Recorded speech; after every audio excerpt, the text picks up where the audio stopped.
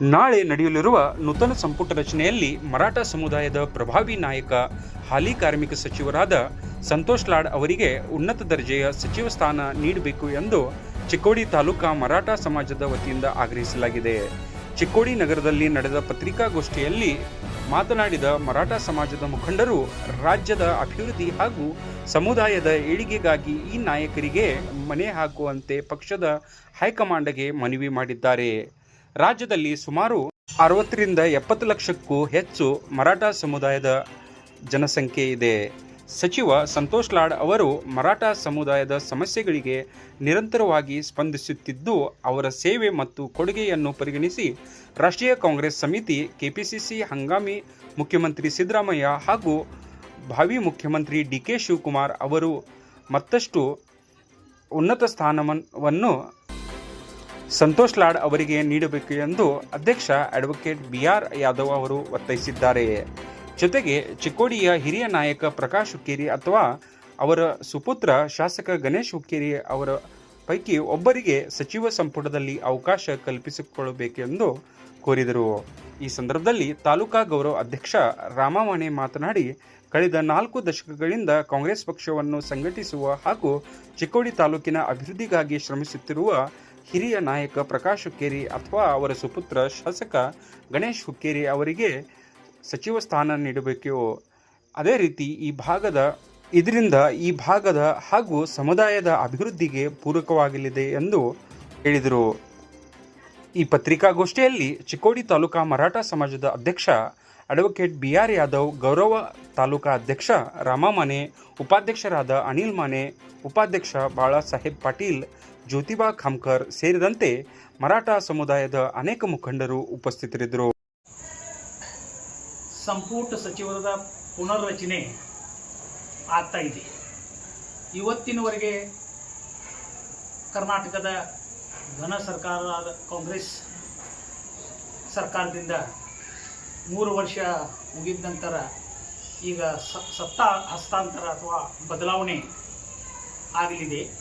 ಈ ಹಿಂದೆ ಆದ ಕರ್ನಾಟಕ ಸರ್ಕಾರ ಒಳಗೆ ನಮ್ಮ ಸಮಾಜದ ಮುಖಂಡರು, ಧೀಮಂತ ನಾಯಕರು, ಯುವ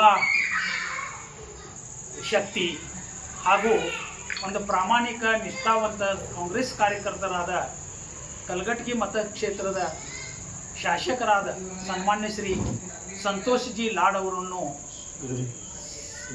ಕರ್ನಾಟಕ ಸಂಪುಟ ಸಚಿವರಾಗಿ ನಮ್ಮ ಕಾರ್ಮಿಕ ಹಾಗೂ ಕೌಶಲ್ಯಾಭಿವೃದ್ಧಿ ಸಚಿವ ಅಂತ ಕಾರ್ಯನಿರ್ವಹಿಸ್ತಾ ಬಂದಿದ್ದರು. ಅವರ ಈ ಅವಧಿಯಲ್ಲಿ ಅವರ ಬಹಳಷ್ಟು ಚಲೋ ಕೆಲಸ ಮಾಡಿದ್ದಾರೆ. ಎಲ್ಲರಿಗಿನ್ನೂ ಗೊತ್ತಿದ್ದ ವಿಷಯ. ಈ ಬರುವ ಸಂಪುಟದಲ್ಲಿಯೂ ಸಹ ಅವರಿಗೆ ಇನ್ನಷ್ಟು ಉನ್ನತ ಸ್ಥಾನವನ್ನು ನೀಡಿ ಈ ಕರ್ನಾಟಕದ ಸಂಪುಟ ಸಚಿವರಾಗಿ ಮತ್ತೊಮ್ಮೆ ಅವರಿಗೆ ಸಂಧಿ ಕೊಡಬೇಕಂತ ನಾವು ಮರಾಠ ಸಮಾಜದ ಸಮುದಾಯದ ಎಲ್ಲ ಜನರ ಪರವಾಗಿ ನಾವೊಂದು ಬೇಡಿಕೆಯನ್ನು ಇಡ್ತಾ ಇದ್ದೀವಿ. ನಾನು ಚಿಕ್ಕೋಡಿ ತಾಲೂಕಿನ ಮರಾಠ ಮಹಾಸಂಘದ ಅಧ್ಯಕ್ಷನಾಗಿ, ಅದೇ ತರನಾಗಿ ನಮ್ಮ ರಾಮಮಾಣೆ ಅವರು ಗೌರವಾಧ್ಯಕ್ಷ ಆಗಿ, ಅನಿಲ್ ಮಾಣೆ ಅವರು, ಬಾಳಾಸಾಹೇಬ್ ಪಾಟೀಲ್ ಅವರು ಉಪಾಧ್ಯಕ್ಷರಾಗಿ ಮತ್ತು ಸದಸ್ಯರಾಗಿ ಜ್ಯೋತಿಬಾ ಖಾಮ್ಕರ್ ಮತ್ತು ಈ ನಂತರ ನಮ್ಮ ಮುಖಂಡರು ಈ ಪತ್ರಿಕಾಗೋಷ್ಠಿಯಲ್ಲಿ ನಾವು ಹಾಜರಿದ್ದೀವಿ.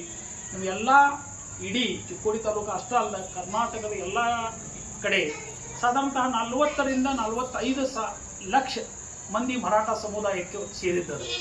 ಆದರೆ ಈಗ ಈ ನಮ್ಮ ಸಮುದಾಯಕ್ಕೆ ಒಂದು ಸ್ಥಾನಮಾನ ಮತ್ತು ಪ್ರತಿನಿಧಿತ್ವ ಮಾಡಬೇಕಿತ್ತಂದ್ರೆ ಸಂತೋಷ್ ಲಾಡ್ಜಿ ಅವರ ಒಂದು ಸೂಕ್ತ ವ್ಯಕ್ತಿ ಮತ್ತು ಅವ್ರಿಗೆ ಇದ್ರೊಳಗೆ ಸಂಪುಟ ಸ್ಥಾನ ಕೊಡಬೇಕು. ಉನ್ನತ ಸ್ಥಾನ ದೊರಕಿದ ಸಂಪುಟ ಸಚಿವರಿಂದ ಉನ್ನತ ಸ್ಥಾನ ಕೊಡಬೇಕಂತ ನಮ್ಮದು ಒಂದು ಒತ್ತಾಯಪೂರ್ವಕ ಬೇಡಿಕೆ ಅದ.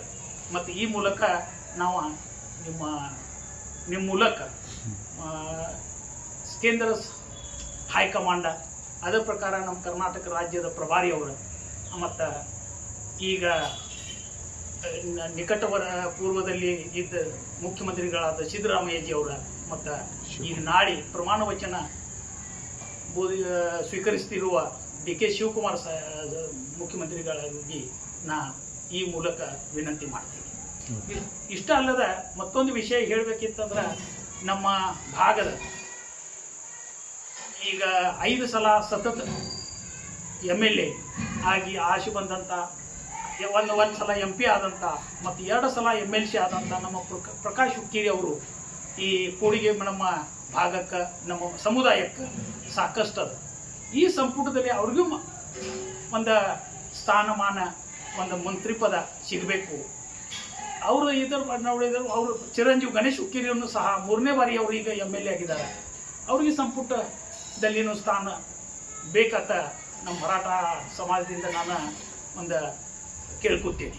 ಯಾಕಂದ್ರೆ ಆ ಮಂತ್ರಿ ಸ್ಥಾನ ನಾಡ್ಜಿ ಅವ್ರಿಗೆ ಸಿಗಲಿ ಅಥವಾ ನಮ್ಮ ಪ್ರಕಾಶ್ ಹುಕ್ಕೇರಿ ಅವರು ಕೊಟ್ಟರೆ ಒಂದು ನಮ್ಮ ಸಮುದಾಯದ ಒಂದು ಸರ್ವಾಂಗೀಣ ವಿಕಾಸ ಮತ್ತು ನಮ್ಮ ಇತರರ ಒಂದು ಒಳ್ಳೆ ಇದಾಗ್ತದೆ, ಸಂಧಿ ಸಿಗ್ತದೆ ಅಂತ ಹೇಳಿ ನಾ ಈ ಪತ್ರಿಕೆ ಮೂಲಕ ತಿಳಿಸಲು ಬಯಸ್ತೀನಿ. ನಮಸ್ಕಾರ. ಈಗ ಕರ್ನಾಟಕ ರಾಜ್ಯದಲ್ಲಿ ಸಿದ್ದರಾಮಯ್ಯ ಮೊದಲು ಮುಖ್ಯಮಂತ್ರಿ ಇದ್ದರು, ಅದು ಚೇಂಜ್ ಆಗಿ ಈಗ ಡಿ ಕೆ ಶಿವಕುಮಾರ್ ಸಾಹೇಬರು ಆಗಕತ್ತಾರೆ. ನಮ್ಮ ಮರಾಠ ಸಮಾಜದ ವತಿಯಿಂದ ಸಿದ್ದರಾಮಯ್ಯ ಸಾಹೇಬರಿಗೆ ಹಾಗೂ ಡಿ ಕೆ ಶಿವಕುಮಾರ್ ಸಾಹೇಬರಿಗೆ ನಮ್ಮಿಂದ ಒಂದು ವಿನಂತಿ ಅವರಿಗೆ, ಯಾವುದೂ ಪರಿಸ್ಥಿತಿದಾಗ ಕ್ಯಾಬಿನೆಟ್ ದರ್ಜೆದಾಗ ಸಂತೋಷ್ ಲಾಡ್ ಸಾಹೇಬರು ತಗೋಬೇಕು. ಯಾಕಂದ್ರೆ ಯಾವುದೋ ಒಂದು ಪಾರ್ಟಿಗೆ ಏನು ಸಮಸ್ಯೆ ಅಥವಾ ಅದ್ರ ಏನ್ರಿ ಅವ್ರಿಗೆ ಏನ್ರಿ ಪಾರ್ಟಿ ಬಗ್ಗೆ ಮಾತಾಡ್ರೆ ಉತ್ತರ ಕೊಡೋರು ಅವರು ಒಬ್ಬರೇ, ಯಾರು ಸಂತೋಷ್ ಲಾಡ್ ಅವರು. ನೀವು ಎಲ್ಲೂ ನೋಡ್ರಿ, ಬೇಕಾದ್ರೆ ಪಾರ್ಟಿ ಬೆಳೆಸ್ಲಿಕ್ಕಾಗಲಿ ಇಡೀ ಕರ್ನಾಟಕ ರಾಜ್ಯದಾಗ ಅವರ ಮರಾಠ ಸಮಾಜದ ಒಂದು ಪವರ್ಫುಲ್ ನಮ್ಮ ಲೀಡರ್ ಅದಾರು.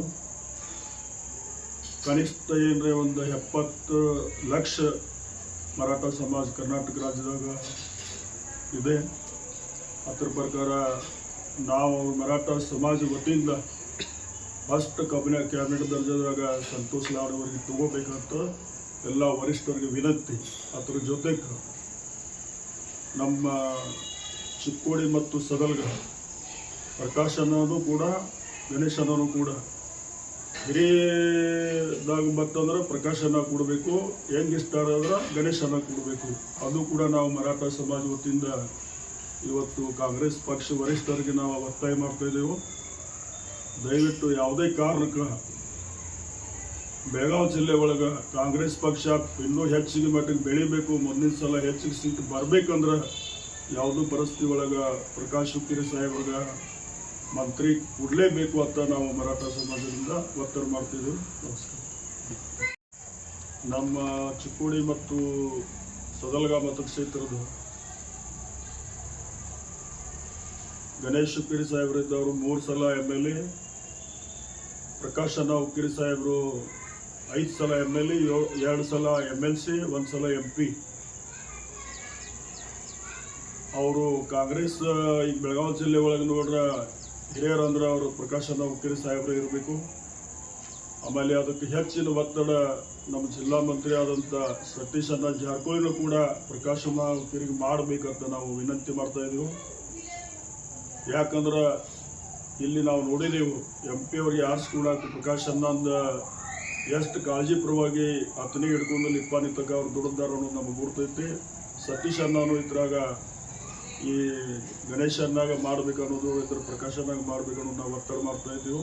ನಮ್ಮ ಇಡೀ ಚಿಕ್ಕೋಡಿ ತಾಲೂಕಾನು ಮರಾಠ ಸಮಾಜ ವತಿಯಿಂದ ಧನ್ಯವಾದ.